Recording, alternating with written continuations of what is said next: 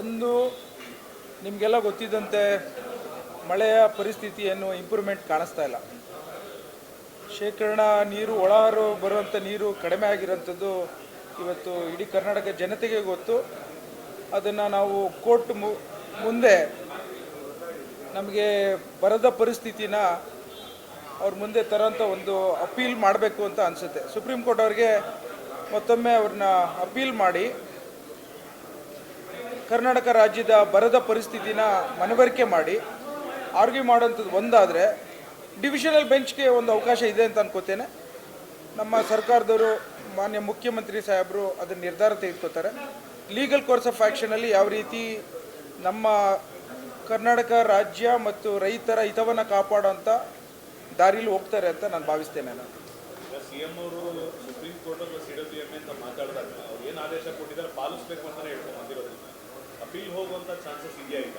ಅಲ್ಲ, ಈಗ ಇನ್ನೊಂದು ವಿಚಾರ ನಿಮ್ಮ ಗಮನಕ್ಕೆ ತರಬೇಕಾಗಿರುತ್ತದ್ದು, ತಮಿಳ್ನಾಡಿಗೆ ನಮ್ಮ ಥರ ಬರೋ ಪರಿಸ್ಥಿತಿ ಇಲ್ಲ.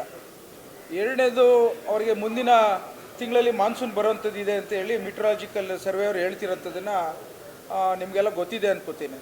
ಸೊ ಇವೆರಡು ಹಿನ್ನೆಲೆಯಲ್ಲಿ ಕುಡಿಯೋ ನೀರಿನ ಆದ್ಯತೆ ಪ್ರಥಮ ಕರ್ತವ್ಯ ಅನ್ನೋದನ್ನು ನಾವು ಕೇಳ್ಕೊಳೋಂಥ ಹಿನ್ನೆಲೆಯಲ್ಲಿ ಸುಪ್ರೀಂ ಕೋರ್ಟ್ ಅವ್ರ ಮುಂದೆ ಮತ್ತೊಮ್ಮೆ ಅಪೀಲ್ ಹೋಗಿ ಕರ್ನಾಟಕದ ಬರದ ಪರಿಸ್ಥಿತಿ ಬಗ್ಗೆ ಎಲ್ಲ ರೀತಿಯಲ್ಲೂ ನಾವು ರಿಕ್ವೆಸ್ಟ್ ಮಾಡೋಂಥ ಒಂದು ವ್ಯವಸ್ಥೆ ಆಗಬೇಕು ಅನ್ನೋದನ್ನು ನನ್ನ ತಿಳುವಳಿಕೆ ಪ್ರಕಾರ ಒಂದು ಪ್ರಯತ್ನ ಮಾಡಬೇಕು.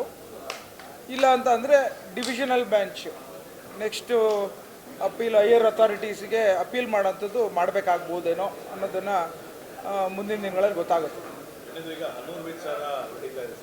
ರೈತರನ್ನ ಖಂಡಿತ ಸಾಯಿಸುವಂಥ ಅವಶ್ಯಕತೆ ಇಲ್ಲ ಅನ್ನೋದು ಪ್ರಶ್ನೆ ಬರ್ತದೆ. ಅದ್ರ ಬಗ್ಗೆ ನನಗೂ ಅಷ್ಟು ಮಾಹಿತಿ ಇಲ್ಲ. ನಾನು ಅಸೆಂಬ್ಲಿಲಿ ಕೂತ್ಕೊಂಡು ಕೇಳ್ಕೊತಾ ಇದ್ದೇನೆ.